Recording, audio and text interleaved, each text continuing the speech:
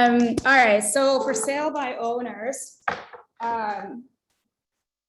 we have a couple of people in the classroom here too. Say hi.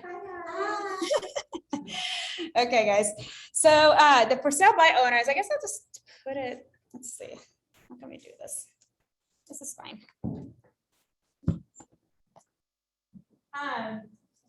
When I started in real estate, I actually started with for sale by owners. Did I tell you guys that? No. So all right. So the thing is that FSBOs, right? Why are FSBOs a great source of business? Any guesses?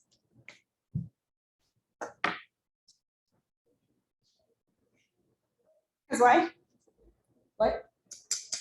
Oh. Hi guys.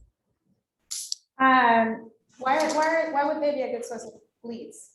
For sale by owner. So they're selling it. They don't know what we know. You can always approach them, be like, hey, I'm seeing the house or not. You haven't sold it. Why do you think it hasn't sold? And you can sell yourself and why you could sell. Yeah. So they're basically somebody raising their hand, telling you that they're ready to sell. So they're a great source of business. If you guys, I mean, the people that are going to control the market are going to be the people with the listings. And so for sale by owners is a great way of taking listings. Why is somebody trying to sell by owner? They don't want to pay commission. They don't want to pay the commission. They think they're actually saving money, which is not even a true statement. Right? So a couple of things I want to let you guys know about this. One is 98% of these end up listing. Right? 98%. That's like almost every single one. And so when we're looking at FSBOs, it's really just a matter of who gets to them first. It really is, right? They're going to tell you they don't want it, but 98% of them end up listing. So really, it's just a matter of figuring out how you can get in the door with them. If you look at any kind of for sale by owner data around, for example, LA area, you're going to see that every single day almost, there's a couple. So I use Mojo to pull that data, and what it pulls for me is literally, I think it's a 30-mile radius of LA, right? So it's a really wide range. And even in that, it just depends on the day. Some days it's, 2 leads, some days it's 5 leads, and it updates every night at like 2 a.m. Mojo? Yeah, Mojo. It just pulls everything super early in the morning.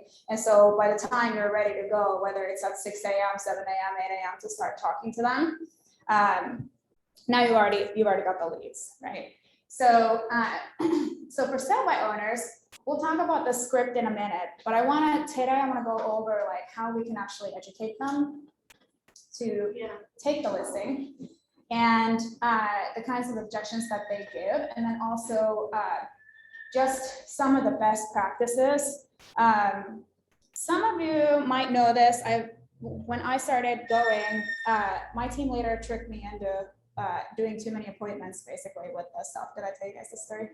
So I had said, okay, so what's he was like, well, make sure if you're gonna do for sale by owners, make sure that you start, you call in the morning, and then in the afternoon, you go and meet with them, right, on appointments. And I said, well, what are some of the, how often or how many appointments do agents normally go on? And he said 3. And I said, a day? And he said, yeah. And he later told me that he meant a month. Or I think he meant if your goal is, I was saying what if I could just get 1 a month, right? That was my goal as a new agent. So I think he meant you go on 3 appointments to get 1 contract signed, basically is what he was saying. So, but when I said a day, he was like, yeah, sure. So what I was doing is going on 15 appointments a week, because I would call in the morning, right? And then in the afternoon, try to fill 3 different time slots. Okay, so with for sale by owners, you don't just set up a listing appointment. What you do is you set up what we call a preview. All right, so this is you previewing the property. It's sort of like broker tour, right? Which is everywhere. And what you're trying to do is just get your foot in the door, right? I knew personally that if I could get in front of them instead of be another person on the phone, I would be able to get the listing, right? Because I'm nice. I'm not like mean and intimidating or whatever. I'm not some guy in a suit like, oh, you have to list with me, you know. I figured if I can go there and talk to them, now I become like less of a threat, like everybody calling them on the phone. So I started calling them and I would just try to be like, oh, are you gonna be, you know, I'm looking to go out there, take a look at the property. Would it be okay if I came and swung by and just, you know, chatted with you about it a little bit? And they'd be like, yes, but that was my foot in the door. And then you go and you assume that that's still a listing appointment, right? So you're not gonna just go and take a look at the property and blah, blah, blah. You're gonna go with contracts in your trunk, right? Or on your laptop that you have with you. And you're gonna have you need to have a CMA with you, full of CMAs. And you might wanna have some sort of a generic listing presentation as well, right? So basically I would drive around in my trunk, I would have a box like this that was just nothing more but my listing presentations, which at that time, my listing presentation was like what you see for the open house flyers, like the 1 page, like opening, like cardboard type of a thing that had like, how do we do the drone and all of that stuff on it. So obviously you can have like a full thick listing presentation, but I don't, for FSBOs, what works really well is just to have some sort of an informational like graphic, you know, of how you're gonna get their home sold. So, so that was one thing. So this was the listing presentation box, right? And then the second thing was that I would do a CMA real quick before going and just kind of know like where I would take the listing at. And with that, you're never gonna, they're always like, some of them are realistic with what they would get if they were listed with a professional realtor, but not by themselves. So the key is that you have to kind of get to know that phase, and I'm gonna show you how to do that with net sheets in a minute. But so you print out a CMA before you go, and then you would go, okay, then you also have a contract with you. So if you're on Zip Forms, for example, and you were to print a listing contract, it doesn't allow you to print a blank one. You have to, at the very least, have an address in there. It used to work that you could put a period into the address field, right? And then that way you could have a bunch of like empty ones. Honestly, I don't know. I don't think you can even do that anymore. So you may have to print the contract every time you go based on the address. Or you just take care of it over DocuSign. But the thing is, a lot of times you're going to be in front of these people and up against other agents. So even if the contract isn't completely correct, if you can get them to sign something then and there, now you've got yourself a mental signature. Does that make sense? At least they think they signed, right? Now they're not going to sign with someone else, right? So, any questions on that so far? No. So I know that for a lot of people, FSBOs are really scary because they do require like a little bit more knowledge than just like any like database thing, because you just can't, they're not, you know, you can't just, you have to know how to convince them, right? So what I wanted to show you guys is how to do a net sheet. And I don't know, I see Ashley, Ego, Joey, and Safwan, right? Safwan? I don't know what you guys' experiences with net sheets, but do you guys know what a net sheet is? Net sheet is nothing more than telling the client what they're going to net in the end, right? So most of the time, if they're looking to save money, money talks. They're looking to save money. And you can show them what the actual statistics are. So a couple things, you can go on the NAR website, by the way, and under the research tab on NAR website, they have every year they publish like information on for sale by owners and things like that, or just Google and see what you can come up with. But I want to show you something real quick. So there is a graphic, and this is in the toolbox for coaching as well. So you'll see it in there. It's under the scripts tab. And I'm going to pull it up here real quick. Scripts tab. You guys are like taking notes like pros.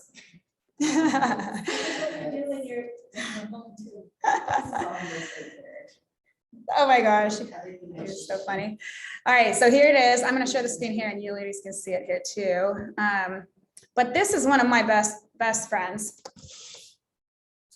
So you can see this is the national average, by the way. So 250 grand is very low, obviously, but that's like the national price average. All right, so if somebody is trying to price their property, even if they're for sale by owner or whatever, they're always comparing to what's sold with agents, right? So they're comparing in essence to the wrong number, because in reality, they should be looking at a number like this. And this is the piece that they don't understand. So here's what, if this is the national average for sale by owners, look, went for 60 grand under. I think I did the math on this. This is like 26% less or something like that from here, which on average, if they're selling with a professional realtor, they're getting somewhere on average 12 to 24% more than what they would on their own. That is a fact, like a measured fact, not just like a, oh, we think so. Yeah. Right? And that is because it's just the process and the way you look at an agency is just smoother, we just handle it. Yeah. Because for sale by owner, they aren't Informed. Yeah.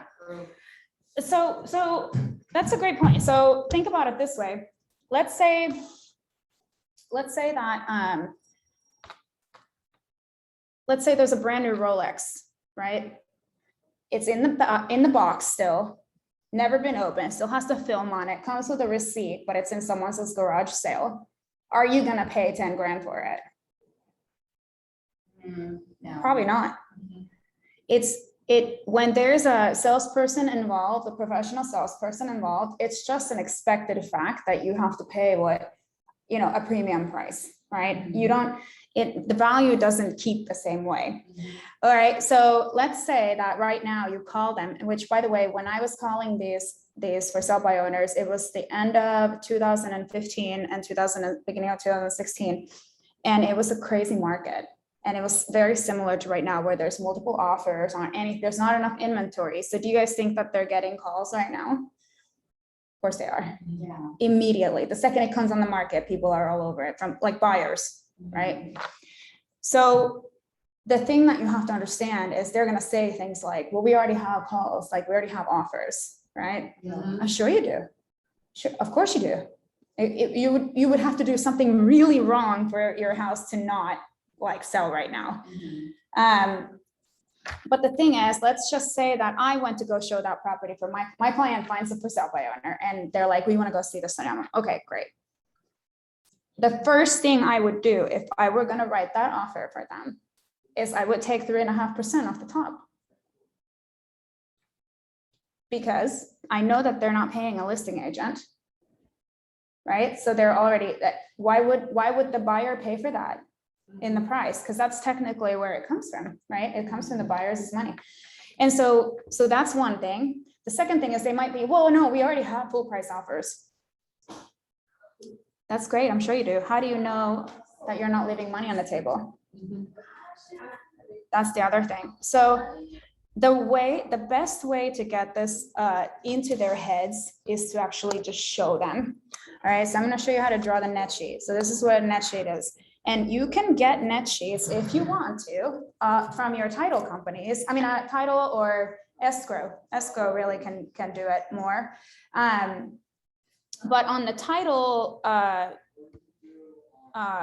websites, a lot of them have a net sheet calculator of some sorts in there, right? And they'll give you an idea of the fees. But in reality, if you look at what a net sheet is, it's really just the price, right? Minus whatever loan they still have left on it, right? Minus commissions or closing costs, right? So you don't have to have all the exact fees and like know everything, because they're not going to know it. You're not going to know it until you have all the specifics down later on in a transaction. But what you do want to make sure is that you have apples to apples comparison on this. So the way that you would do this is you would basically go, okay, so let's say that a for sale by owner is looking at, well, let's take a live example, shall we? We can just pull up a for sale by owner. I'll go ahead and show you what we do here. So I'm just going to use Mojo, but you can find for sale by owners on Zillow on your own as well. But you can always get these for sale by owners from me, right? So every day they update. So what I use is a Mojo Dialer. And Mojo is not super expensive. You pay per like the types of leads you want. So it's a monthly, I think for sale by owners are like $50 a month or something, but you have to pay for like a subscription and some other things. If you're thinking about getting your own Mojo, just let's use mine first so that you can know if you really are going to use it, because yeah, it's tough. Don't sign up for anything. And if you really do want to sign up, then I think I can do like discount codes from here. So we're going to select the type of for sale by owner leads. And what happens is it's taking a minute to update. Here we go. All right, so all the ones that are in pink are on the do not call list. You can see that this system always scrubs against the do not call list. And so you're in no danger of accidentally calling someone on the DNC when you're getting leads from me, because it automatically scrubs. It doesn't even give the number. You can see it here. But here you can see what date they came on the market. So today's the 16th. So you can see there's actually quite a few. There's 5 that came on, but there's only 1 here. So let's take a look at Francis Swing. All right. The cool thing about Mojo is that you can actually, so it's pulling it, obviously, where do people who have a for sale by owner post their listing? On social media or on Zillow mostly, right? It's mostly Zillow. So the cool thing about this thing is that it gives me their info, but I can actually really easily click on the Zillow and see like what their listing was. So is this a good photo? No. Yeah, so this is like what a for sale by owner looks like, right? So of course you have what we have is estimate. That means absolutely nothing, but it's looking at 877,000 ish, and they have it on for 849. Now I don't know, that's not that far off, probably. This one doesn't look like they've actually really taken any photos. They're probably not professional. No, definitely not. They just literally threw it on there. So they don't even have any interior photos or anything of this at this point. However, you have some information here on this. So then I would call, what's his name? You can also read like what they said about it, large, blah, blah, blah. College students who will vacate by June. Interesting. Quiet neighborhood. Okay, and so here's the, oh, what does that say? Hold on a sec. Yeah. So you have some information here on this. So we can take this one. So this guy thinks it's worth $894, right? So I would go, okay, great. So he wants $894. So let's take a look at this, right? I'm just going to do it based on that. Let's say that that was actually the market value, right? Like that's actually what it would go for. Let's say he was correct that that's what it would go for, right? So the first thing is this. So you would do this on a piece of paper in front of them, not on the phone, just like, hey, what if I can show you how to make more money with actually just listing with me than what you could on your own? Would it be worth your time for, 10, 15 minutes for me to come swing by at the very least, you have some information, right? Okay. All right, so, this guy wants 894 for it. And then when you're asking them to pay the commission, what's the commission here? If they were gonna sell it, on, with you, right, with agent. And then there's one for FSBO, like this. With agent, it's 6%, right? So, what do we have here? Let's do the math. I'll show you how to do this, so that way it's clear. And these are really the only things you need to know, right? So you got 894 times 6%, because the seller pays, that's 53,640. Now, you could also go and hop on Realist Tax and see if they still owe some money on it. You don't see that on Realist specifically, but if they just bought it for a huge loan, obviously, they probably still owe some money on it. But let's just say you ask them on the phone, like, are you still paying a mortgage on this property? Great. So let's say that this person still owns this property for, like, let's say 400 grand, right? So then you just do the math here. Forget the rest of the closing costs and whatnot. Just do apples to apples. Whatever you do on this side, you're gonna do it the same for them. Right? So 894 minus 53,640 minus 400 grand. All right, so this means that their net would be 440. 360. Are you guys with me?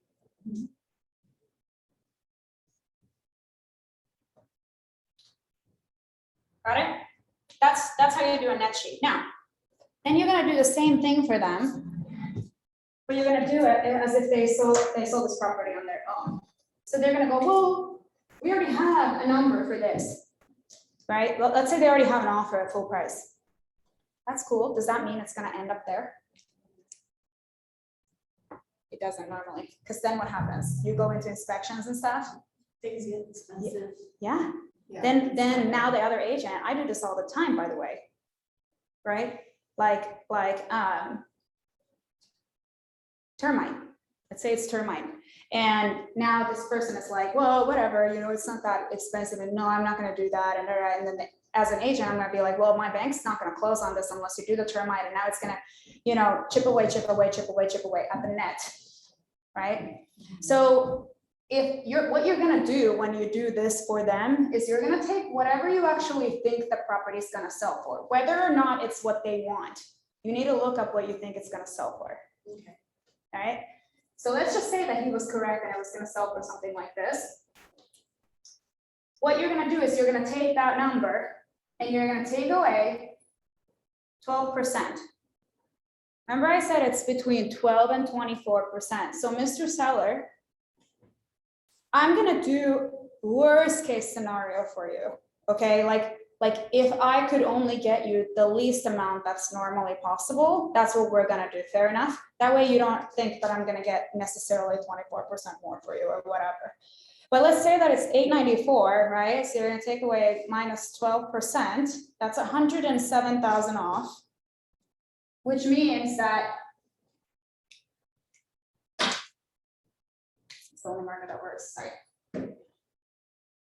Most likely, Mr. Seller, your property is going to go for somewhere around 786, 720.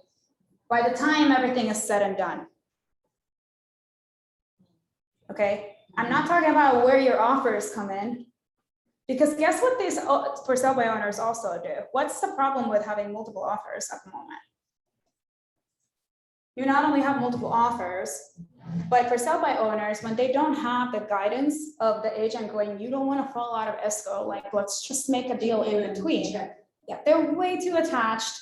If they fall out of escrow, they will never get that price. No one will. Even if they had an agent and you fall out of escrow, you typically don't get that price again. You just Right. typically don't. And most for sale buyers aren't aware of this. They don't know. They even if they've sold 10 homes, by the way, on their own, some people do that all the time. It still doesn't mean that they know how to necessarily navigate all of this. The forms change all the time, the laws, the COVID stuff, all of it. And so, all right, so then now you might think that, well, okay, whatever, if I take away 400 from this, I'm still gonna end up not that far, but whatever. But in reality, we're actually not talking about a 6% commission difference here, No. right? Because they were gonna pay the buyer's agent anyway. No matter what, even if you don't pay me, they're gonna end up paying 2.5% on this side. Make sense? Yeah. So, because no one's gonna bring in buyers if they don't, most of them say, yeah, we're working with buyer's agents, we're just not paying on the listing side. So they'll say whatever they say. So in reality, you're arguing about 3.5%, not 6%. Make sense? Yeah. So if it costs you 3.5% more to list with me, but I can get you 12% more in the end, how does that make any sense? Right?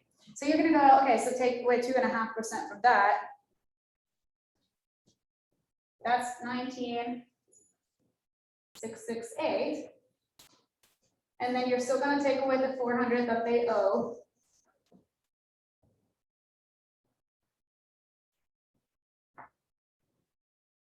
$367.52.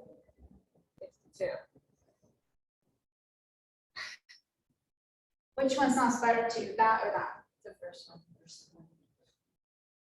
It's like data, this is so difficult for a homeowner who's so emotionally attached to understand unless you can write it down out for them like this. You know, so then of course, where's the issue? What's the argument after this if you do this?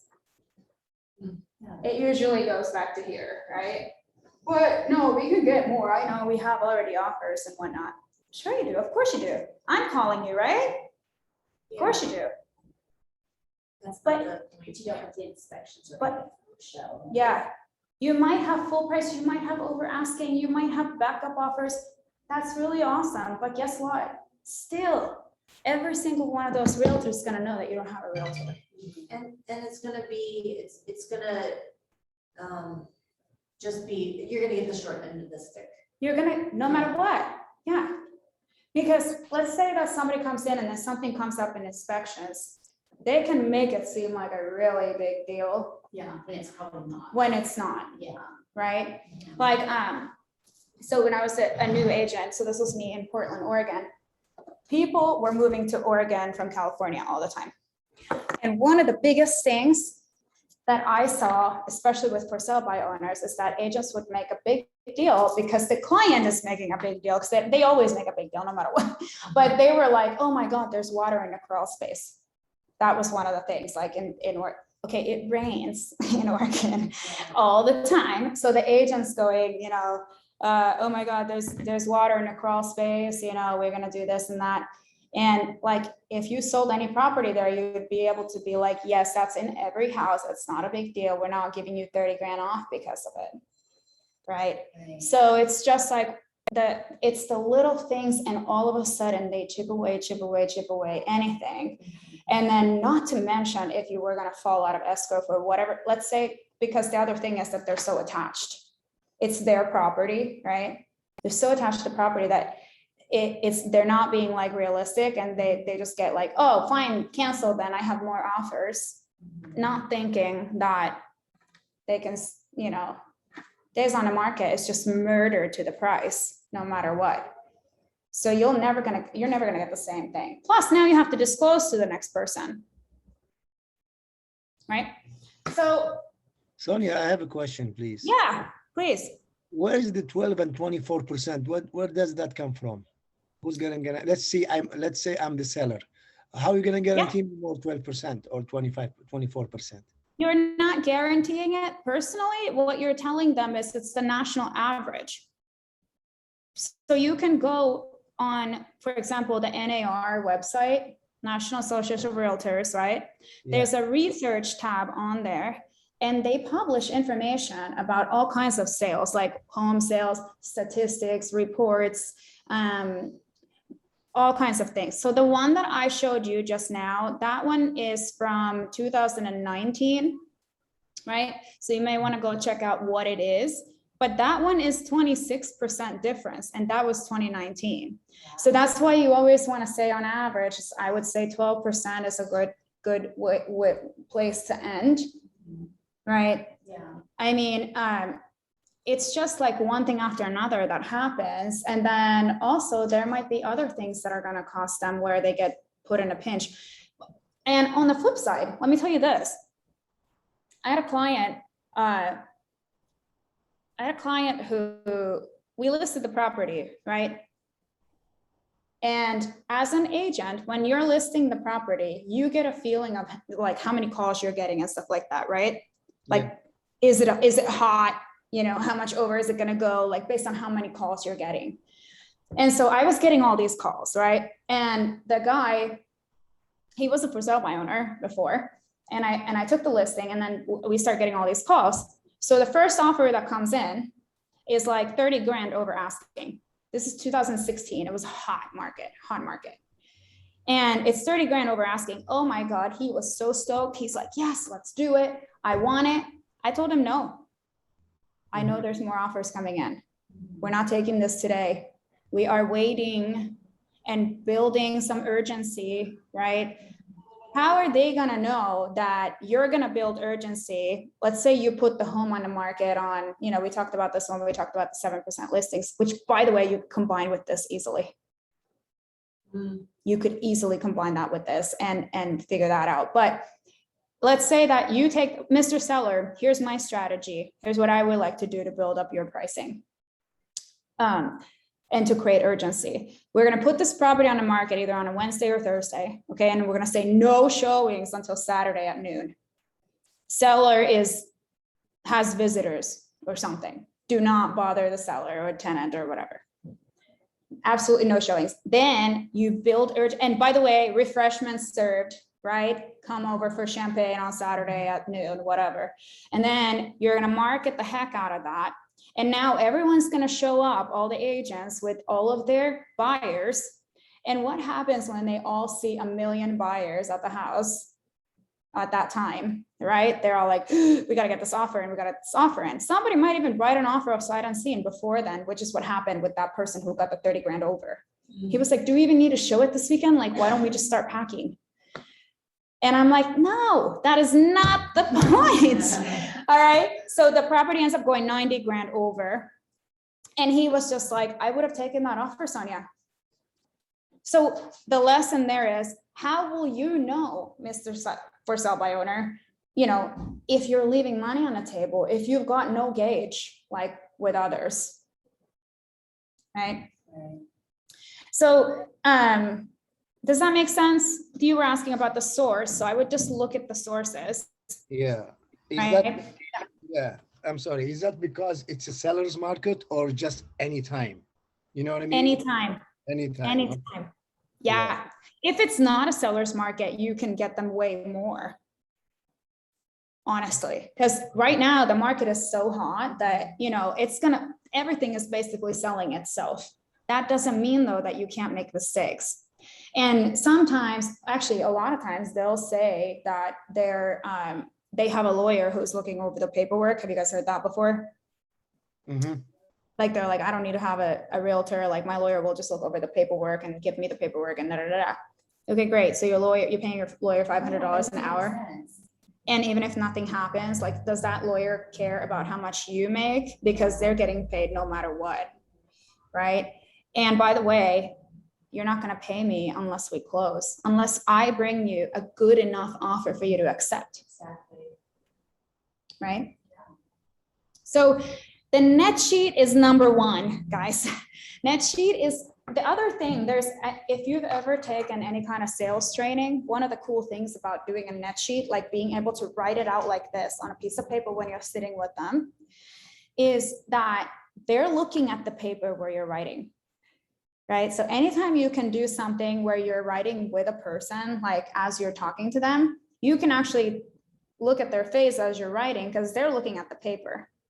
So it's really efficient in terms of like knowing how you can counter, right? Like what things they might want to, do. What are they thinking when you're writing it down? You can kind of, predict a little bit. So net sheets is one, right? The second thing is there's many strategies. So how long do you normally take a listing for? What do you mean, to sell it? Yeah. 1 month? No? A listing contract, if you're going to take a listing agreement, we usually take at least 6 months. Okay, so it says a marketing period, and then after 6 months, if you didn't sell it in that 6 months, it's going to expire. If you're looking at multi-million-dollar property, you may want to take it for a year, right? Because your pool of buyers is so much smaller that it's not going to sell as quick, right? So the listing agreement. So the other strategy would be to go in there and you're just going to chat with the agent. Let's say you're doing this, right? This is strategy number one. And you go and you talk to them about this. If you guys can agree on this, then there's sign the contract, please. Let's get this thing show on the road. All right. But strategy number two would be to take the listing for less time, not less money. Okay. Take it for 1 month. Who cares? Mr. Seller, I am so confident in my skills to be able to get this property sold for the highest price possible and for the fastest amount of time with the least amount of hassle. Let's just take it for 1 month. If in that 1 month, I can't bring you that, you didn't lose anything, then it didn't sell anyway. You can go ahead and sell it. You've gotten some free marketing. I will do open houses for you. We'll create a ton of, buzz around this property. You can take a listing for any amount of time you want. You can take it for 1 week. They're not losing. Basically, whatever you write on the contract, right? Say that again. Whatever you write on the listing agreement, right? Yeah. Yeah. I one time had a seller tell me, I will only list this property with you if you sell that yellow Miata in that garage at the same time. Wow. Yeah, I was like, okay, fine. I just wrote it on the line, selling yellow Miata in the. Who cares? They sold it anyway before I did, right? Like, don't care. Sure, let's put it on there, right? So I did this, all right?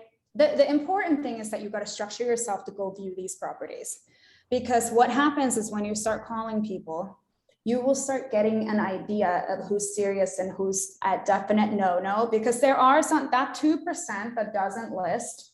Usually it's some sort of investor agent hybrid people.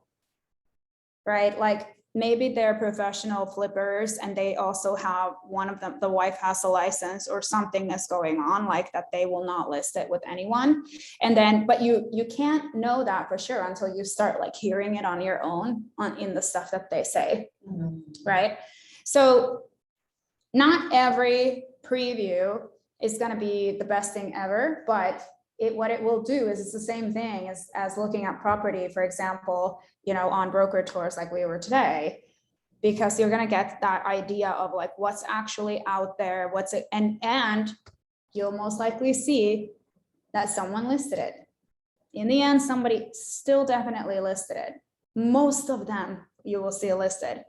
The only time that you would not want to take, like a FSBO is not necessarily you just begging for the listing. Sometimes they're completely unrealistic. Okay, so when I was my first year in real estate, I kept calling. So you call the newest leads every day if that's what you're focusing on. And then you start going back to the old ones, right? Like from yesterday and the day before and the day before, whoever you didn't reach. And I had this guy, his name was Anthony Nguyen, I still remember. Okay, his property was worth $450,000 and it was on for sale by owner for like 3 years at $900,000, because he was like, but I have this deck that's so amazing that he spent a ton of money on. And so he was just like, he always had it on there. And so like, I would call him and be like, hey, what's up, Anthony? How's it going? Any offers yet? What are we doing? Like, you're going to see the people that will never change too, once you start like looking at them. Right. Yeah, so that's not, you're not gonna make someone do anything if it doesn't make any sense for them. But the truth of the matter is 98% of the people, they just don't know any better. And they hear stuff, right? They hear like, oh, the market's so hot right now. You get what you want. You're gonna get it anyway, this and that. Yep, yep. Yeah, and don't forget that wherever they're getting that listing price from is from sales that sold with professional real estate agents. Right, so true. Yeah. They So, like, didn't sell, yeah. So they come from the, almost like the capitalistic mind frame, like, you know, what's, how can I make the most? Yeah. Without giving it to anybody else, but what they don't know is the services that we provide, you can't do it on your own, Yeah, you know? yeah. And so that's the value proposition when you talk to these guys. So here's what works really well from my personal experience, okay? You can set, so what I did, because they tricked me into going on so many appointments every day, I would go, in the morning I would call and I would try to set up appointments. And I can tell you, every single one of you, like, it's like impossible to sit for 2 hours and call for sale by owners and not have someone allow you to go there. It's almost impossible. I mean, you could literally show up there if you can see that it's vacant or they're still working on it or something. But like, so it's like impossible. So I would go, okay, so I would have 3 slots in the afternoon, one at like, 1:30, 3 o'clock, and like a 4:30, right? And I would just go swing by. So you know how I said that I had like a folder with me? So my marketing, I had those like marketing brochures with me. So sometimes they weren't home. They would say, yeah, sure, come on by or swing on by. And I might be there painting today, but if I missed you, just, come by another day or whatever. So I would go anyway. I didn't know for sure. And then I would have those marketing flyers with me and I would leave it there for them. Right. Yeah. With the card and whatnot. And that normally doesn't necessarily like yield that much. But what it does is now when you call them back, Like, I can't buy your property. Yeah. Yeah. And so that's kind of, it's almost impossible to convince someone to do anything with you if they're not, if they don't give you the chance to come and meet in person, right? It's a difficult thing to convince somebody on the phone, right? Everyone's just got some sort of an excuse or whatever. So it's just not a good thing. But I will tell you this, all of a sudden someone will say, yeah, sure. We've actually been thinking and we'd love to hear what you have to say. Don't freeze. Practice getting the yes too, because it's like someone all of a sudden says yes and you're like, what? Okay. Yeah. So here's what works really well. You come up with 2 times that is like a time that you've set aside, right? Like, so for me, it used to always be, even though I was setting 3 appointments every single day, right? So you realize my calendar was like this. Get you a better agent. Give you great experience. Yeah. Oh yeah. So my calendar was like this, right? It's like the Monday, Tuesday, Wednesday thing. So it would be like prospecting, and then it would have the 3 slots every single day, right? Like this. You guys get what I'm saying? Here's noon. And so prospect, and then 3 appointments. So the second I would set an appointment, it would go in here, like, okay, John Smith, right? And of course, on this day, you may not set them all for this day, but you have the slots over here too. So you're going, okay, what would be better for you? So you want to come up with something that works well for you. Like for me, that I would always, because you start calling on Monday, right? You come into work and you're going to start prospecting, and your goal is to make sure that you're filling this all in so that you have places to go in the afternoon and people to talk to. But let's just say that, maybe someone's not ready tomorrow exactly or whatever, but I would always have 2 times that would easily roll off the tip of my tongue. So you need your calendar open and you're going to go, okay, great. So I'd love to come swing by if I may. Are you going to be at the property today? And the guy might be like, okay, yeah, or we'll be there painting or whatever. Great. What time are you there till today? Of course, if you can bump it closer to now than later, because otherwise someone else will bump theirs closer. So even if they were to say like Thursday or Friday, just be like, you know, I'm also gonna be in the area tomorrow. Are you by any chance there tomorrow? Even if you weren't, right? As long as you have that availability. But have 2 times that roll off the account. Like, is tomorrow at 4 or Wednesday at 5 better for you? I don't know, something about the 4 and the 5. And then they're either gonna just pick the time, or they're gonna say, no, that doesn't work, but I'm around, you know, later today or whatever. So give them 2 times to choose from to just try and go in there. All right. Cool. Any other questions at this point? I'm gonna look for something else for you that's a tool. Any questions? In your experience with FSBOs, which method did you find most, the first one, the numbers, when you show them the numbers, what they'll be saving, would normally like shift their perspective pretty quickly? Yeah, I mean, so like with anything, it's the listing presentation, technically, where they want to walk you around the property when you get there, right? And so if you've been coaching with me, you'll know that we have a listing presentation. That's basically you taking control of the situation, where you walk in and you say, hey, can we set things down at your kitchen table? I'd like to quickly take a look around the property, right? To make sure that I can see it from the buyer's view. Because you're not going to give them the time of day to like explain every little thing that they love about the property and tell you how much they love their Italian marble that's super ugly, and like how their grandkids are so happy there and this and that. Like, they don't get that with you until they sign the contract, right? So one of the best ways to do it, because otherwise you end up going on like a 2-hour listing appointment and then you're just exhausted, right? Yeah. So you want to make it quick. You already told them on the phone, hey, would it make sense for us to get together just like maybe for 15 minutes? So you get there and you tell them, hey, I'm here. We had an appointment at 4. I'm here. It's 4 o'clock. May I come in? Could we just put this stuff down? I'll go over it with you in 1 second, but I'd love to just really quickly take a look around the property. And so you're basically telling them, don't walk me around the property. Okay. And they usually get it, or Yeah. So, I mean, they can go with you and they'll probably kind of awkwardly sort of follow you, but we don't want to, you're in control of the listing appointment and it starts there. It's if you're following them around and allowing them to show you their family photos and whatnot, you lost control. They're in control now, right? So, and it takes So forever. then how do you get back in control? Do you just say, oh, I love that photo, but I really have to be at another appointment at this time? Or like, how do you just turn it around to where you? If they start doing that, Yeah. so I would just say, look, so normally what I recommend to all of the sellers that I work with is that, you know, because you're not going to be here to explain this property to every person that's here. And they might not honestly be that interested in it. It's their first time viewing it or whatever. Like when I'll do open houses for you or whatever, you're not going to be here.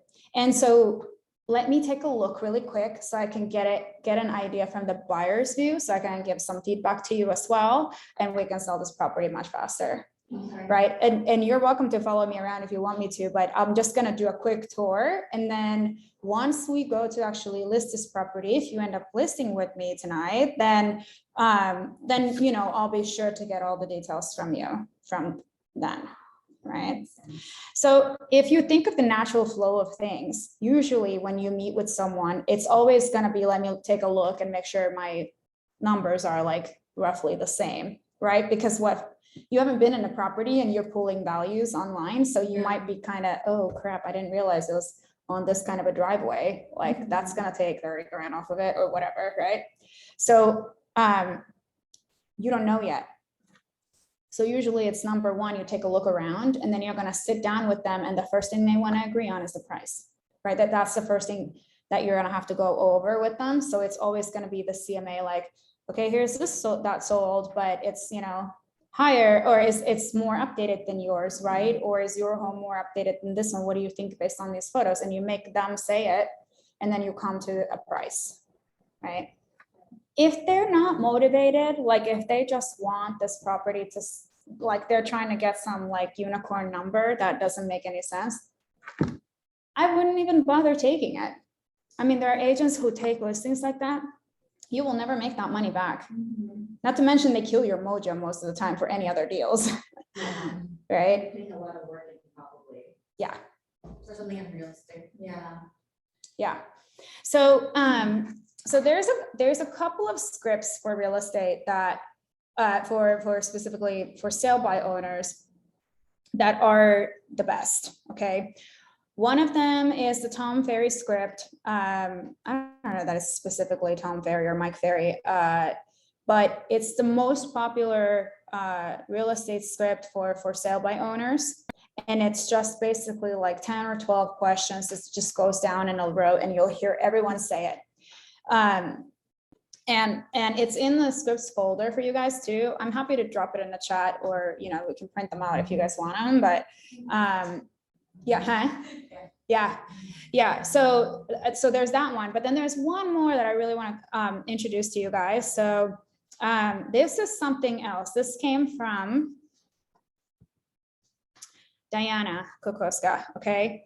So it's called the 4 types of buyers, right? So basically it's like this. Well, Mr. For sale by owner, so we know that one of the reasons the properties sell a lot faster and for more money when you list with a real estate agent like myself, is that, you know, usually there's 4 types of buyers out there who go to for sale by owner properties. Like we're talking about for actual buyers, right?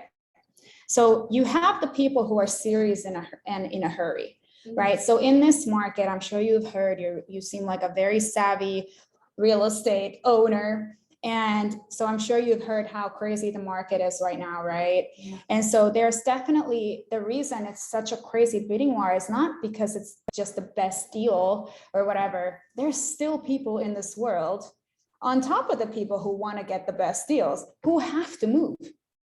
Like they have to be somewhere because of some situation in their life, right? Like they've gotta. Yeah. So like during COVID, there were a bunch of people who had sold and were like, I knew at least 3 families personally who were like staying, like younger families were staying at like their mom and somebody's house because they were just going to purchase something and they were just looking. And then COVID hit and everybody was like, oh my God. And they ended up staying in those places for way longer than they planned to, right? So people still have reasons to move, which creates this crazy demand, right? So you have the people who are serious and in a hurry. Let's say somebody flies here from New York. Are they going to have an agent or not?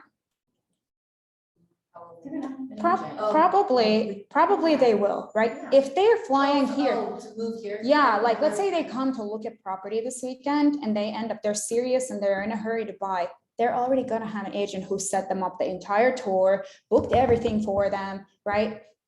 They're not going to be, because the reason you're telling them this is because they hope in their mind, best case scenario would be a person walks in with no agent, right?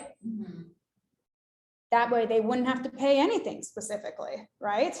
So that's what they're hoping for. But in reality, there's 4 types of buyers. There's a serious in a hurry, right?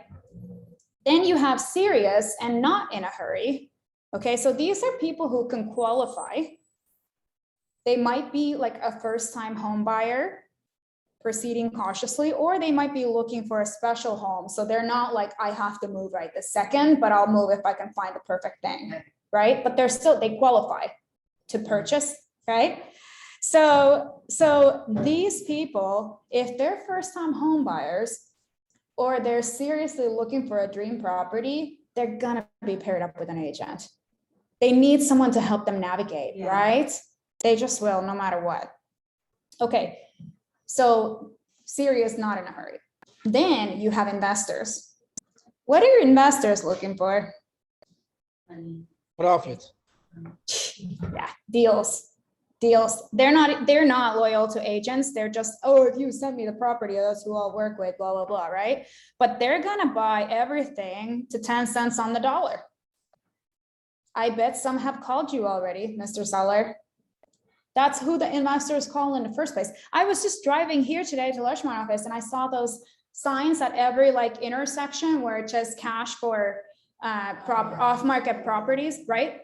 That's who the investors are.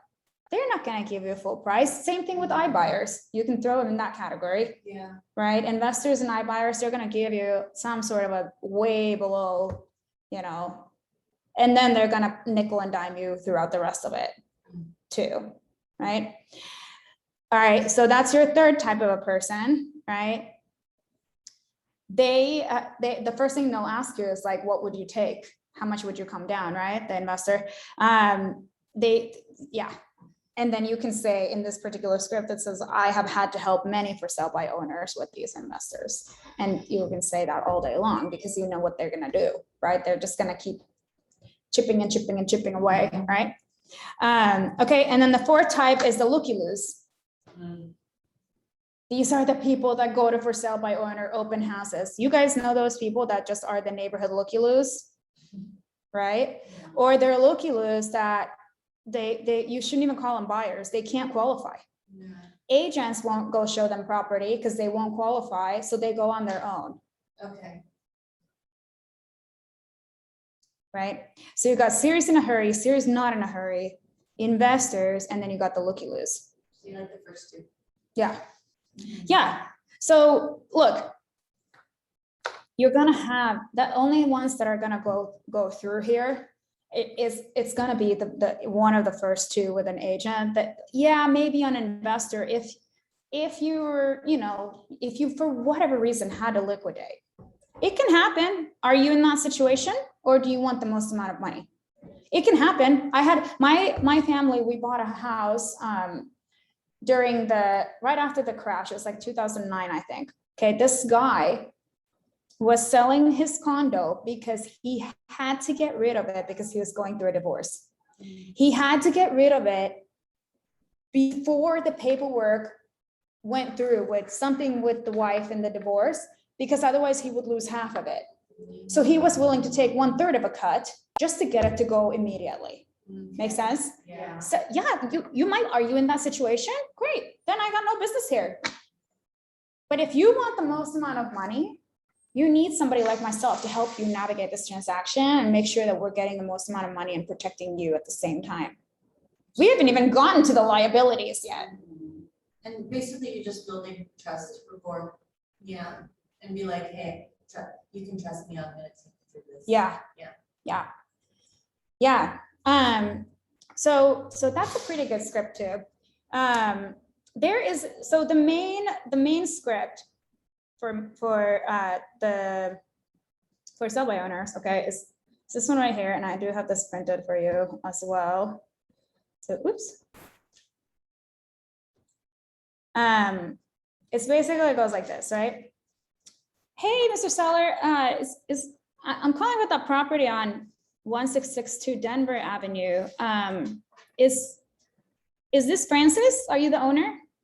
And they're gonna go, yeah, this is it. Okay, great. Hey, Francis, my name is Sonia. I'm a local real estate agent out here in this area. And I saw that home come on the market this morning. And I was just wondering, if you sold this home, where are you gonna move to next? And they go, what? Well, no, we already bought a property or something, whatnot. Okay, awesome. So how soon are you looking to move, if you don't mind me asking? Well, no, we already bought something, so we just want to get there like ASAP or whatever. Okay, fantastic, great. So what methods, and you don't have to go through every single one of these questions. I'm reading off the script. You can literally take this script and just, you have to listen to what they're saying, but you can take this, you can take this, like someone put this script in my hand and said, start calling. I had no idea what the heck I was doing. All they said is read the questions, and then whatever they say, repeat and approve, repeat and approve. So for example, if you sold this home, where would you go to next? Oh, well, we already bought a property, down in San Diego. So, that's where we're moving to next. Oh, San Diego, that's exciting. How soon do you have to be there? Right, so you repeat and approve, because on the phone, that tells them that you just heard what they said, right? Repeating and approving. So that's the way that scripts go. But what I would say is these questions sound really weird, right? You can already tell, like, where would you move to next? It's like, well, why do you care? Why would I tell you? Jesus Christ, why are you calling me? What is the difference?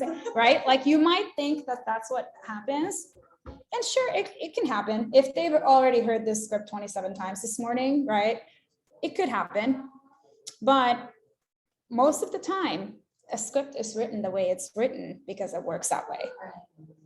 It's nothing but more like a controlled conversation. You're just trying to wean them down to where you want them to, which is you're discovering their motivation and getting the appointment.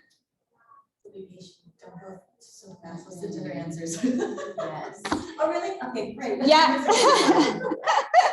Yeah. So yeah, she was saying to be patient. So definitely, right? All right. So can I ask you, do you mind me asking how you came up with the sales price?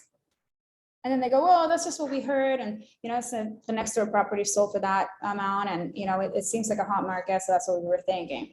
Okay, sure. Great, great. And are you prepared to adjust your price down if you're working with a buyer? Okay, maybe like within reason, right? That's what they normally say, like within reason, sure. Okay, within reason, great, perfect. So how come you decided to sell yourself rather than list with a real estate agent? Oh, you want to save the commission. Oh, you want to save the commission. I get it. Everyone's got, you know, of course. And, you know, okay. So if you were going to list this property though, which agent would you list it with? And then they're going to tell you if they've already thought about listing it. What they say, well, we already have someone like. Yeah, many of them say that. Then what? Do you think it's just to get you like Yeah. off your back? And then, yeah, exactly. It- 'Cause that's what I would say. Yeah. People say, well, we do have an agent that we have in mind. Oh, really? Is it a local person? Do I maybe know them? Or ask, Are who's your they- agent? Yeah, who's the agent? What's Right. their name? What's that? Yeah, what's the name? And then they'll Oh go, my gosh, they're gonna be like, oh, let go now. yeah, like you can be like, let me see if I know them. That's awesome. Good for you. And you know what? Everyone's got a friend in a business, right? Right. So, you know, so if you were to list, what would you expect that agent to do for you to get the home sold? Well, I would expect them to, you know, market it, host open houses, maybe put it on, run an ad, whatever, something, whatnot. Well, one agent told me that they would, oh, really? You talked to another agent about it already too? Oh, which agent was that? So you're just kind of going down the list of figuring out how much they've thought about it already, because 98% of them end up listing. So most of them have thought about it. They may have even had conversations with other people. Jesus Christ, so loud out here. They may have had already conversations, right?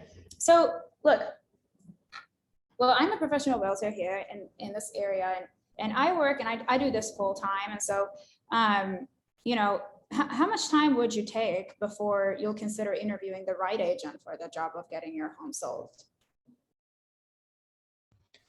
And they might say, like, That's what do the you mean? most fair question, you know? Say that again? That's the best, like the most fair question you asking the seller.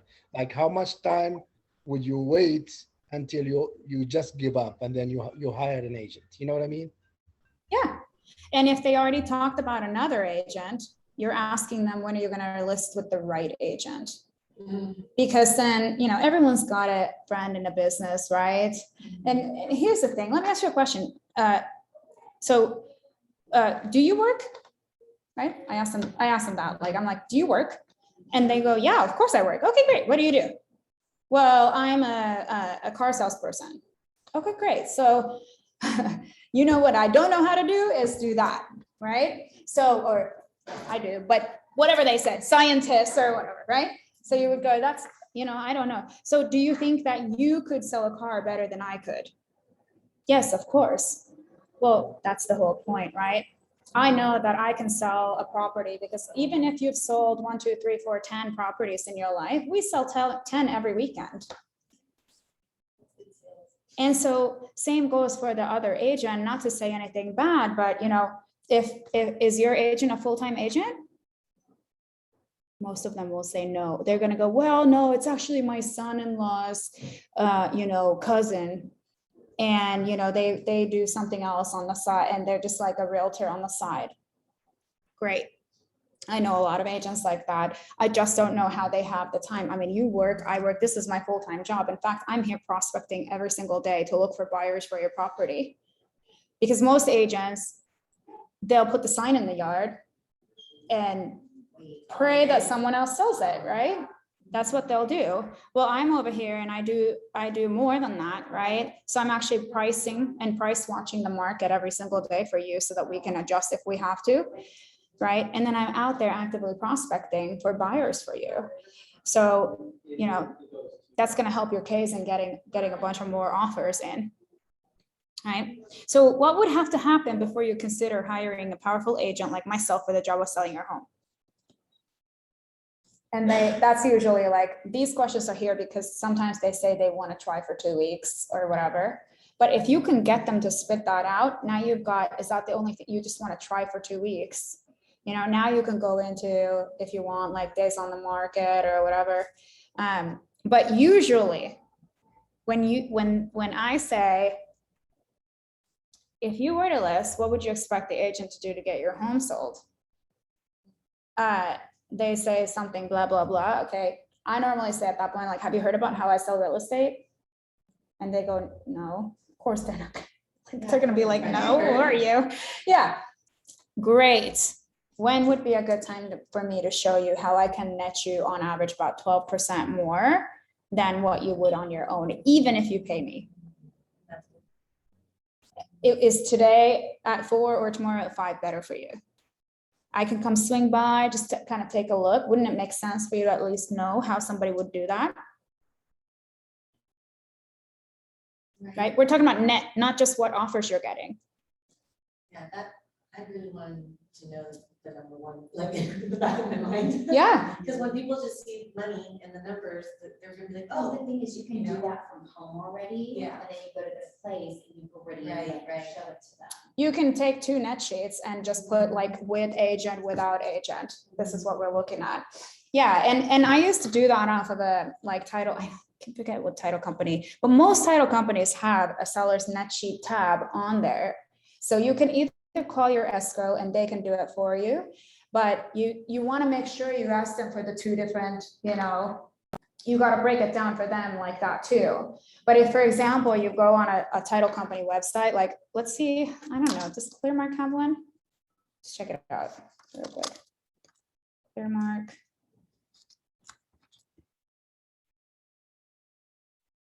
So check this out, calculate, see this? Calculators, calculate buyer and seller net sheets. Duh, so you just click on that. So you could do Clearmark, for example. And then all you got to go in here for is, let's see, net sheet under resources. There you go. So it's basically going to say you have to sign in or create a free account. So I don't have this one, but it's netsheetcalc.com. Let's see.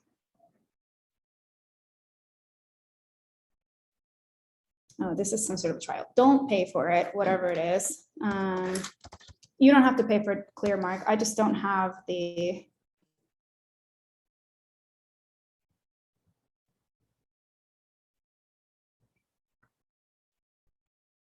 Sellers, guys, rates.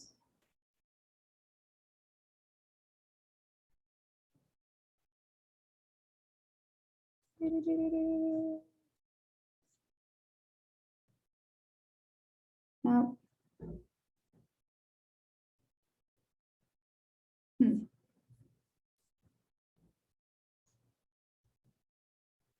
What else do we have for title? First American.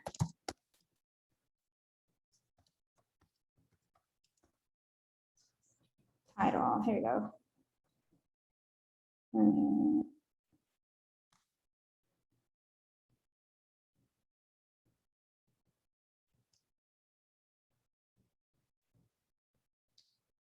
International services.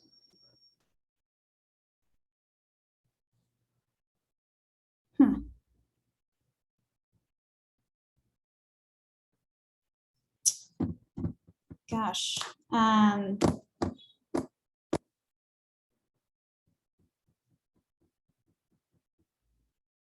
used to use this thing called Chicago Title, even though I was in Oregon. And it would give me a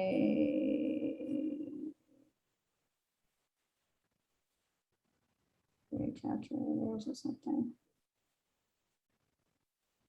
There's one online that I found, Sonia. Yeah. I put the link on the chat if you'd like to check it out. Okay, cool. Let me take a look here real quick. Why is it? This one?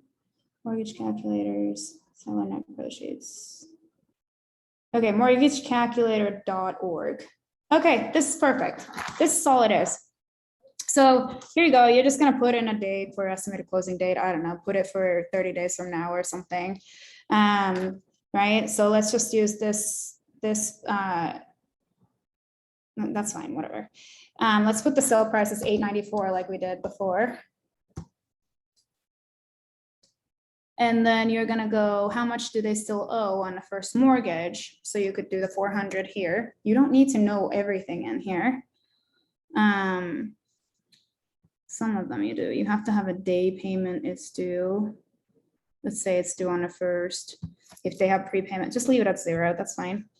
If there's a second mortgage, you can plug that in here. Then there's some like escrow fees or whatever. You can look up annual property tax from their tax record. So let's say it's, I don't know, it's probably like $6,000. Oops.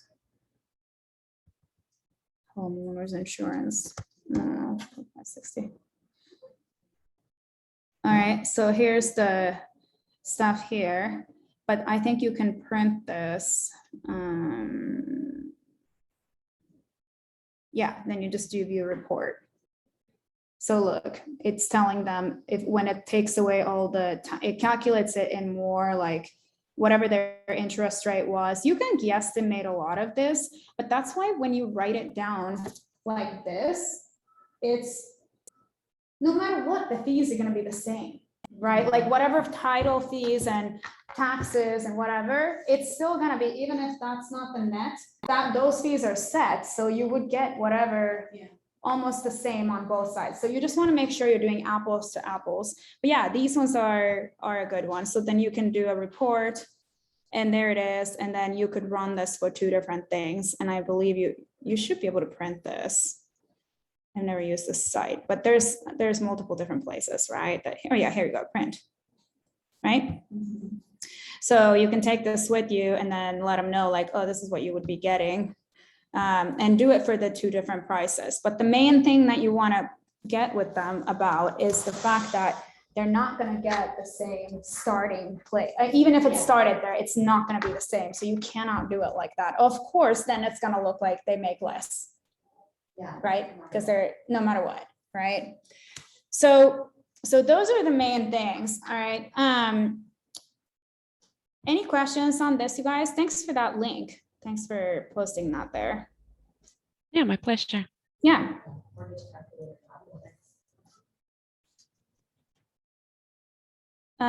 Did you say you have a question, Eko?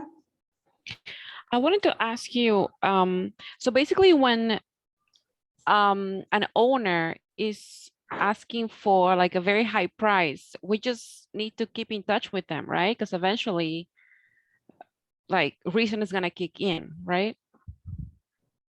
Maybe. Hopefully.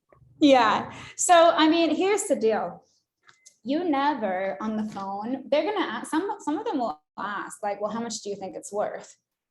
And I'm not saying don't answer their question, but I would just say, look, I haven't even been in the house yet. I'd love to come swing by. I'll bring you some numbers based on what I see, and I'll leave them with you so you can think about it too. But I need to I think I need to just kind of take a look, and if you don't mind, I'd love to come over there.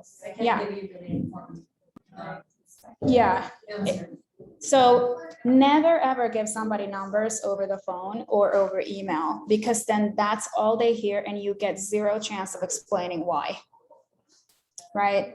Double check it with someone else they know. Yeah. Oh yeah, they'll just take that number to someone else, right? And be like, well, so-and-so said they would do more, and that's really great. But you know, you might get some, and I've had that conversation often with people, where they say, well, another agent told me it could go for more. Well, yeah, it could, right? But I don't have a crystal ball. I'm just looking at what has sold in the area recently for this. And if my numbers are slightly off, it's because I haven't been in the house yet. But I would love to show you why I think what it's gonna sell for this. Because you did tell me that you need to be in San Diego by blah, blah, blah date. So in reality, if we wait, even if we try it at a high, sometimes they say, let's just try it at the higher price. And then, you know, if it doesn't sell, we'll come down. Sure, you could do it that way. Is it better to get the, Yeah, can I tell you what scares me about that is what I say to them, and then I'll tell them like, look, when you wait, it's just, you're becoming old news. Yeah, because the longer it stays on the market. Yeah. People see that, people are like, what's wrong with it? Yeah, what's wrong with it? Oh, now they came down in the price. You will never get that price that you're chasing the market at that point. Even if the market's going up or down, it doesn't matter. yeah. If you're sitting, And when we visited one and they had like $100,000 markdown, and we went and we looked inside and we were like, oh, because it was so custom and so to particular taste, and it's like, I Yeah. can see why Yeah. that happened, you know, and the noise, the traffic, and there are a lot of things to account for. yeah. Yeah, I had a property one time, the guy wanted, I think it was 4.2 million for the place. It wasn't gorgeous. It was like a horse property. 2-story, you guys know those houses that you like walk in on the street level and it's just like a huge mansion. You drive in, there's a driveway and like looks like a castle or whatever. And when you go inside, you actually realize that you're on the 2nd level, and then you would go downstairs to go like to the lake level or whatever, right? And so there was a lake in the back. And it was absolutely stunning, but what they had done is only finished the upstairs inside and ordered all the supplies for the lower level, and they spent over $2 million on each level. So, but the difference is that the downstairs wasn't done, like really expensive materials, like floorboards, everything was like super expensive. They had them all there, but it wasn't done. So it's like in over their head, so. So they're going, we want 4.2 million to make this work, right? I was like, this property is gonna sell for 1.8 the most. It sucks, but they don't always get the money back. From 4 million to 1.8? Are you kidding me? Why did they finish the construction? They just wanted to They- get rid of it? that Yeah, way? they just didn't get through. Sorry, someone, what'd you say? I said from 4 million to 1.8? That's like less than half. So sometimes people make really Bad decisions. bad decisions in terms of design choices, right? Just because you spent that on it doesn't mean it's coming back. And in those situations, my argument is, look, who was helping you with this? Who sold you the property? Did they push you towards any kind of people who were going to help you evaluate what this property would eventually sell for? Yeah. Okay, so I think that that's really important, right? That's what I do for my clients. If we were gonna, in fact, if I were to tell you to do anything, anyone, any property, even if it's a $200,000 condo, and they said, oh, we want to do something first to the kitchen, I would look at that and say, okay, it's either worth this without you doing it, or if we're gonna do it, it needs to be done a certain way so that you're not only getting $1 back per the investment, but at least $2 or $3 back for what you spent, for every dollar you spent, right? Because otherwise, it won't make sense for you to do it because of the time it takes you off the market for even. If it takes you another 2 months, we don't know what happens in another 2 months, right? So if it's only gonna come back to you the exact same as what you paid for it, I wouldn't even recommend doing that. But when people go ahead and they make that kind of design choices, there should have been a realtor involved talking about what it's gonna sell for in the end, right? Like it's not that linear. I have a question. Sure. Before they do the selling and everything, can they just hire an appraisal and then he give them the price or no? Yeah, Oh, that's absolutely. You can 100% hire an appraiser, but they have to eat the cost of it. Right? Getting an appraisal depends, $500 to $700 right now, at least. I think it depends on the size of the property too. But yeah, you can do that. In fact, there are some listing agents out there who do that with every single one of their listings so that there's no surprises later. They know exactly what Make to do. it easier for everybody, no? Yeah. It's a good idea if that's like something that you, Can you do that with inspections too? So yeah, you can do an inspection on the seller side. Yeah, Then you have to disclose if you do it. Yeah. but also, if I were a buyer, I would like that you took those steps. Mhm. You know what I mean? Like, Yeah. Yeah. So, but the appraisal especially is good to know because,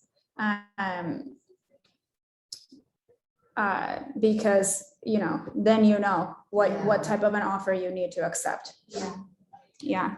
So, but the problem is that people are unrealistic, right? So you have to find the motivated in the middle of all of these people. And so 98% of them list.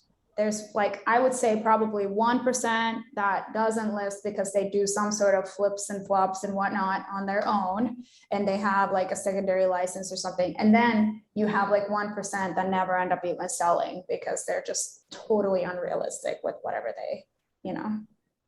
And that, like, the problem with the unrealistic piece is that it's not even, if you can figure out that they're completely unrealistic, like Anthony Nguyen, who wanted 400,000 more than what his house was worth, then you don't have to bother. You can just be like, oh, okay, whatever. Like, I stayed in touch, but like, he never sold it. He never sold it. And that's fine, but at least you don't have that headache. But what's worse is if you don't follow up, and then someone else talks them into like understanding, like, oh my God, you don't have any time left. Like, you gotta go to wherever you were trying to get to. Right. So with these FSBO scripts, I would say, if you go on YouTube, it will make so much more sense, like how we use the FSBO. If you put FSBO script into YouTube and you hear people saying it, it makes so much more sense rather than reading it, because reading it is really funny. So when I would say with any script, to be honest, is like, you have to figure out when you read through it, think to yourself, why am I asking this question? Most of them are just controlled questions, right? So that you're driving them towards the appointment. But honestly, it's understand what they're trying to get to. Like, why would you want to know where are they moving to? Well, yeah, you could refer them an agent in that city if they're moving out of town. Maybe they're wanting to get rid of an investment property. Just trying to find more information. It's specific. Tells you their motivation, right?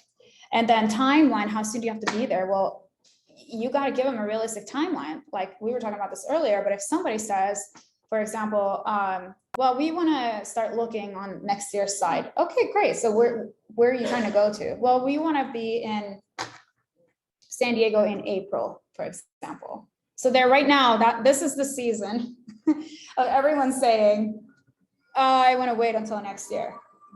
Okay, you need to know what you're going to say to those people. So to read some stuff on it, why it would be a good idea to still sell this year rather than next year, right? But let's just say that somebody realistically says to you that they need to be somewhere. Let's say they want to be in San Diego in April. Okay, great. When you say you want to be in San Diego in April, does that mean you want to be moved in April? Or does that mean that you want to start like making your way down there in April? Or like, what's the kind of deadline there? Oh no, my husband starts his new job on April 1st. Oh, okay. So you actually want to be moved in by April. Okay, great. So right now, are you aware of how long it takes to close an escrow? It's somewhere between 30 to 45 days on average, but let's say you need another 2 weeks to just move in. Like maybe the place needs to get cleaned out better. Maybe you want to repair a little bit of paint or something before you get in there. So in order for us to do that, right, like that's another 2 months. So you back it up from March 30th. Now you're in January 30th. So this would mean that you would have to be in escrow on January 30th. Are you aware of how many offers we're writing with buyers out here before they even get accepted, even if they found their dream property? And before then, you need to get pre-approved. And before then, we need to close on this house. probably, right? So if you're gonna sell this place, no one's gonna even accept your offer until you have this one at least in escrow already, right? So when you get ultimate clarity on like the actual, what is the timeline, it's so much easier to back it up from there. April sounds like it's far away. Yeah, but it's not realistic. No. I mean, even let's say somebody wanted to get pre-approved today for the next loan that they're gonna do. You think about it. Next week is Thanksgiving, right? Everybody's already doing, yeah. We have so many things going on that then you're moving into December. People are banks and stuff taking days off here and there and whatnot. And so just to get pre-approved. Yeah, spending money on the holidays. Changing the whole thing around, right? So it just depends. So I would just say get clarity on that, and then then you can go from there. But the net sheet piece, I'm telling you, that makes all the difference. And especially if you can draw it, take a pen and paper and just be like, look, let me show you what that actually looks like. That actually just helps in general. In general. Yeah. Yeah, Just for this. No, yeah, you can do it for anyone. You can do it for anyone, right? And you can do it with the 7% stuff too. So if you were gonna do, then you would just figure out like how much more do you expect it to sell for and all of that stuff and still do it. But yeah, so a couple of things, right? Just to recap on this, you want to go into any preview that, even if you're just stopping by and chatting with them, now at least they got to know your face. So then if you call them the next day and now they're getting closer to listing, if you're the person that they've already seen, they're probably going to go with you, right? And so you want to go in and assume that you're going to take a listing, even if they tell you they're not there for that. Okay. Number 2 is the net sheets, right? So that's a really important one. Right, so net sheets, and then number 3 is, I should have done 2 and 3 here, but is take the listing for a shorter amount of time. Or offer to do an open house for them, even. Right? How about I just do an open house for you this week? You'll see how I go around and prospect for you. And, if we find someone from it and we don't have a listing agreement and you don't end up listing with me, all that I ask is that, this client will be my client, right? So I will take the leads from the open house, but you can use that way too. I have a question. I had the owner, he told me, I'm not signing anything until you bring me a buyer. What's that supposed to mean? Yeah, so that was my last thing that I was going to say about this, is that almost every single FSBO says, bring me a buyer. Like, you can go ahead and bring me a buyer. You can sell the place, right? Bring me a buyer and we'll, it means because they're willing to pay the buyer agent commission. That's what they're meaning. They're just saying like, I don't. 2.5%. So that means I'm getting both commission or just the buyer commission? No, you would just get the buyer commission. That's what they mean. So he's not paying nothing from his pocket. Yeah, he's not trying to do a listing. What he's telling you is bring me a buyer and you'll get that you can represent the buyer side. So right? I see. So a lot of them will say that. And if you Google or go on YouTube about these scripts, there are people out there who do a script that basically says, I have a buyer. Can I come by and preview this property for them? Now, technically, you do have buyers, because if you listed that property, it would sell. Every single one in your office, even people would come and see it, right? People have buyers here who are just looking for anything. So it's not a lie, but what I want to tell you guys is there are scripts out there that basically paint it, and even some people say like, bring someone to be your buyer. Don't do any of that. Do not. It does not matter if it's real or fake or whatever it is. The second you start talking to them about buyers, you are off the table as the listing agent. They no longer consider listing with you. It's impossible to move back from that. And now you're there just feeling stupid at pretending like you have a buyer somewhere.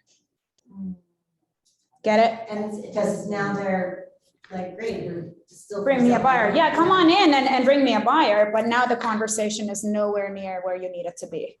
Okay. Yeah. Control. Yeah, you lost control, basically, exactly. So the bring me a buyer thing is that you can say to that, like, yeah, of course, but the thing is, as a professional realtor, we don't take buyers to a place that hasn't been vetted. Like, no offense, your house looks really nice, but I'd love to come and preview it beforehand to see if it's even a good fit for my buyers. Okay, that's a good answer. Yeah. Yeah. So I don't walk into a place I have never been into with a buyer beforehand. Like, what if it's totally not what it looks like? I don't know. There's no other realtor on that side. But we do have a lot of buyers, so I'm definitely going to keep this place in mind. But are you aware of the types of buyers out there, or you can ask them what they're doing to market the property currently. And they'll say, well, we have a sign in the yard. Okay, great. And we put it on Zillow. Okay, awesome. Are you doing any open houses currently? And then you can go into the 4 types of buyers who go to those kinds of open houses if you need to. But just asking people questions, what you're trying to do with the scripts is make them answer the objections themselves, right? Because when they hear themselves saying it, now all of a sudden they start going, oh, okay. So it's making sense. Yeah, when they keep answering it. So you're trying to save money. And if I could show you how I normally sell for sell by owners, or you can say we, if you've never sold one, just say we as an office. How we deal with sell by owners. Once we do take the listing, I'm happy to show you how we sell the properties for the most amount of money and the least amount of time for the least amount of hassle, basically, like hassle, right? So you told me that you want to net the most amount of money. I have 2 pieces of paper to show you how we can do that. So when would be the best time to come by and show you and have a discussion on that? Today at 4 good, or tomorrow at 5 better? Yeah, just keep closing them, right? And then just go drive by and, that kind of stuff. So until you start setting the appointments, right, you're not gonna know what's a good appointment and what's not a good appointment. It's physically impossible for you to know if it's a good appointment or not a good appointment just from being on the phone with them, like before you start going to them. But once you start going on previews, all of a sudden you're gonna get that feeling of, oh, that wasn't a good appointment. I noticed that about that other person too, who was just totally not movable. And you realize that you can be doing a better job at like finding a better appointment, right? But you gotta believe the 98%, because most of them will list. It's just a matter of who they're gonna list it with. And so the reason I say that worked for me was just to go in the beginning, whether it was good or bad or anything, is because now if I'm in front of them, I can actually use my like disc skills, like what is their way of experiencing the world. And if I can get them to like me, most of the time they would list with me. How about Zillow? If they tell you like, no, I'm not gonna list, I'm just gonna list with Zillow. Do they do that for them or no? They can. Yeah. They can. Yeah. So you have to know what the differences are there. Okay, because they can do that. But yeah, there's a lot of, that's a whole other animal. It's possible, but those are definitely things we need to know about, the iBuyers and the Zillows and all of that, because there's just a lot. So I would definitely look up those. Any objections you guys get or think you're gonna get, write them down. And then let's find the answer to them together, where now you know exactly what to say. Yeah. Did you discuss also that these for sale by owner, I've got a friend who's an agent, and if I decide to list, I'll list with her or something like that. Did you go over that? Yeah, we were talking about that. He was asking about if we talked about their friend being an agent, right? Everyone's got a friend in a business, right? Great. Are they? And then I know I'm glad you brought that up, because I probably would feel a little defeated at that point, like, oh, what am I doing here then? Yeah, I would think they're just trying to get me off their back. Yeah. You know what I mean? Yeah. So we don't want to speak badly about any other person, but you can always ask for, well, I'd like to also interview for that spot. And if I can show you, how I net clients, somewhere on, 12 to 24% more than what they would with for sale by owner, would it make sense to also have me come by and show you how I do that? Yeah. I think it's more of the, like, the part that would have been intimidated me is well, let's see what you've done, or like, let's see your resume and let's see what, because we're so new, and just to kind of, I guess, put in perspective that, give them the confidence that, that. So if that's the thing that you're thinking they're gonna say, if you don't come up with an answer to that, that's exactly what they're gonna say, right? So you gotta put that on paper. Write out what you could say, and then that's what you rehearse saying. I mean, I know a lot of people have that, like, oh, well, what have you sold before? Right? How long have you been in this business? Mhm. Seriously, no one has ever asked me that. I know some people say, some people ask, and that's okay, but you got to just figure out how you're going to say that. And I mean, for either of you, I would say, I ran other big companies prior to this. I just got licensed this year for real estate. But the great thing about Keller Williams, have you heard about Keller Williams?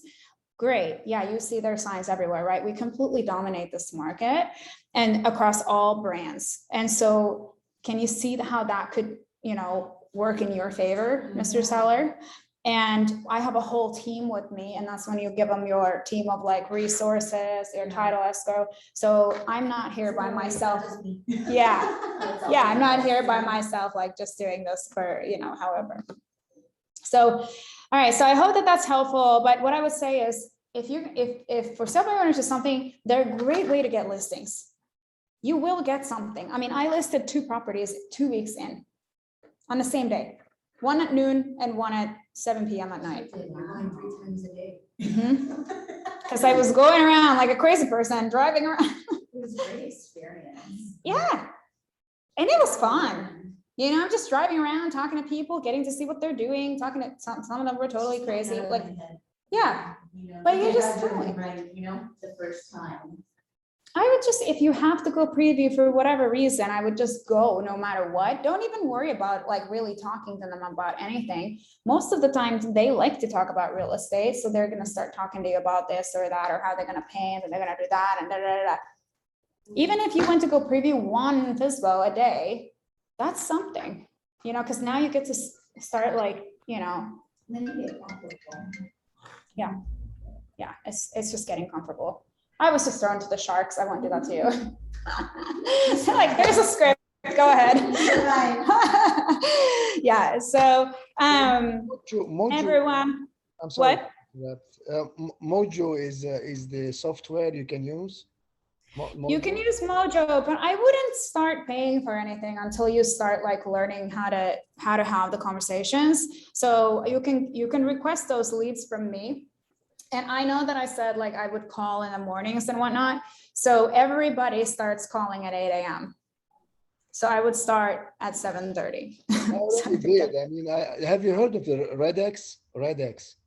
Redex is another one. Yeah, there's a bunch of different ones out there. They're all more or less the same. The reason why for sale by owners are, I think, more fun than like, for example, expired listings is because they always pick up their phone. Yeah, Because they think you're the buyer. Yeah, they think you're the buyer. So they always answer the phone. Whereas in expires, they're just like, Yeah, can I share a story real quick, Sonia? Sure. I called a FSBO last week. Actually, he requested to text and he replied, "You are late. You can talk to my agent now." So someone from KW Beverly Hills got the listing. I was so mad. I was like, I should have called yesterday. So yeah. And I've done that. That's why I said bump. If you're gonna, even if you set an appointment, cut it in, whatever they said, when they're ready, you cut it in half, right? Like if they say, oh, if by next week I haven't like gotten anything, then, you know, you can call me back or whatever. No, they're already thinking about, most of them have already thought about listing it. And it's just a matter of meeting the person that they like and feel like they can trust and who did a good job. And then they're going to realize also it gets exhausting, right? When they keep getting all the calls, like they don't want to manage that stuff anymore. They just get like to a point where like, no. So yeah, that's why the old for sale by owners, like a few days old, you should still be calling them every day.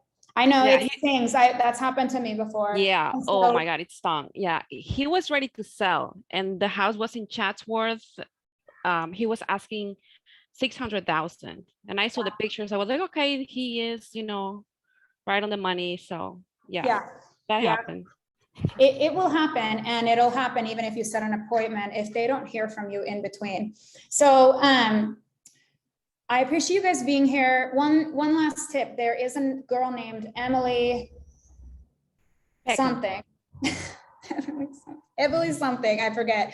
But if you go on KW Connect and you put in FSBO Emily, you're gonna see all these videos that come up from Emily that she started in a place where she knew nobody, started calling FSBOs.